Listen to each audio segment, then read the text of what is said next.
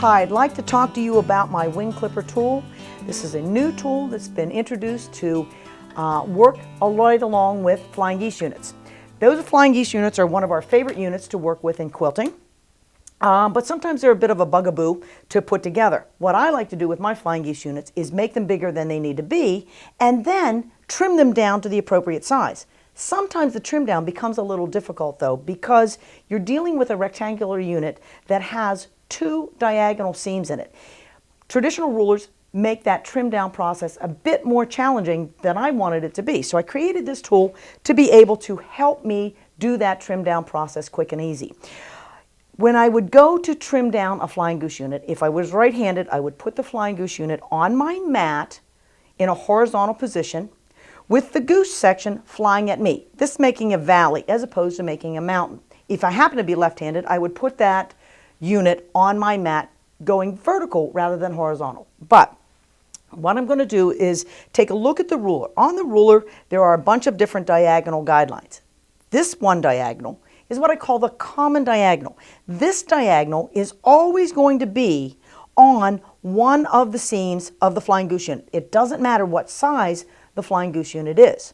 But then I have a whole bunch of different size diagonals kicked out in this direction, only one of which is going to properly line up with the seam going in the other direction so that my trim down will become a very easy thing to do.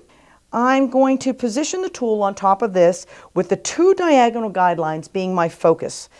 I'm lining up the guidelines with the seam lines, trimming up one of the corners, pick the tool up, rotate the unit around, position the tool back down on for a second trim, this time lining up my 2.5 inch increment, my 4.5 inch increment, and my X at the nose of my goose, so that my geese will not only have pointy wings, but they'll also have a pointy nose as well. So the benefit of this tool is that I'm going to end up with an extremely accurate flying goose unit. It's going to be precisely the size that I want it to be. The seams are going to go right into the corners, and it does this in a very efficient manner.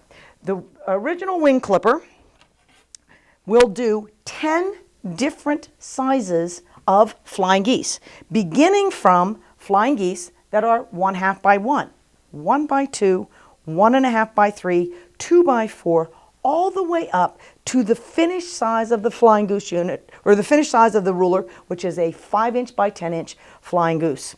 We had such a demand for some sizes that were not traditional, but kind of in between sizes, that we created the wing clipper 2 to fill in the blanks for all the sizes that aren't hit on the original wing clipper.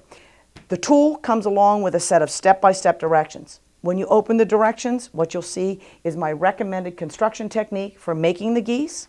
On the back page, it will talk about how you trim the geese down if you're right-handed, how you'll trim the geese down if you happen to be a left-handed quilter.